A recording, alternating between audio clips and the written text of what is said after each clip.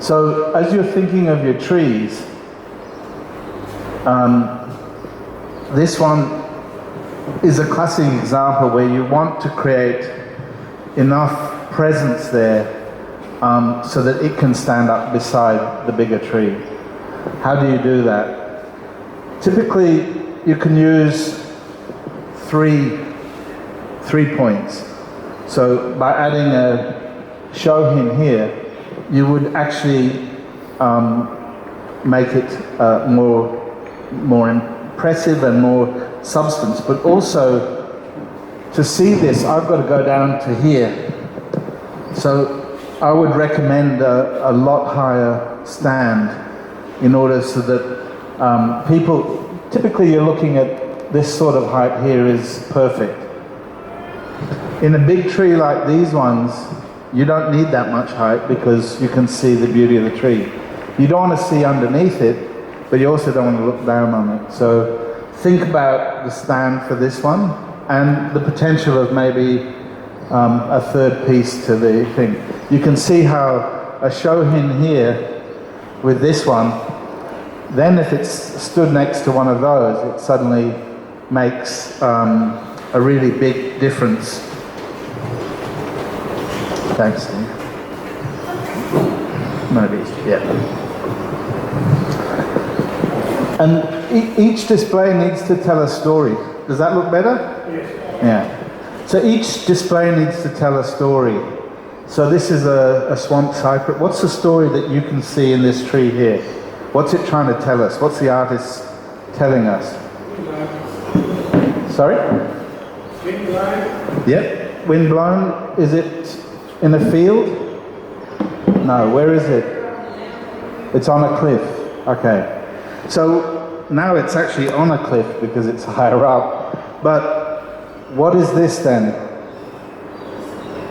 So in your compositions you need to think about what's the story I'm trying to tell here. So this could be a cliff overlooking grasslands. See that? So if I change that for that, it doesn't work, does it? Because there's no story there. This is more in the forest type of plant.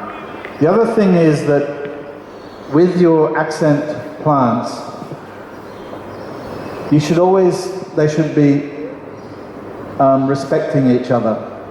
So this and that, the accent plant for that doesn't go there, right? And even this one, you can see how it's heading slightly that way. That should be how the two work together, okay? If you have a third piece here, imagine the shohin, then you can have a piece here that is, this can be a lot more like a grass or something like that, okay? The last thing is, stands are really important, and you've got to think of it each time you're doing this as a composition. So how does this come together, and what's the story we're trying to tell?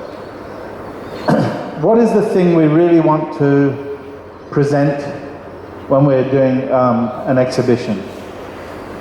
The tree? Yeah. The rest complements that tree, but the tree is the hero.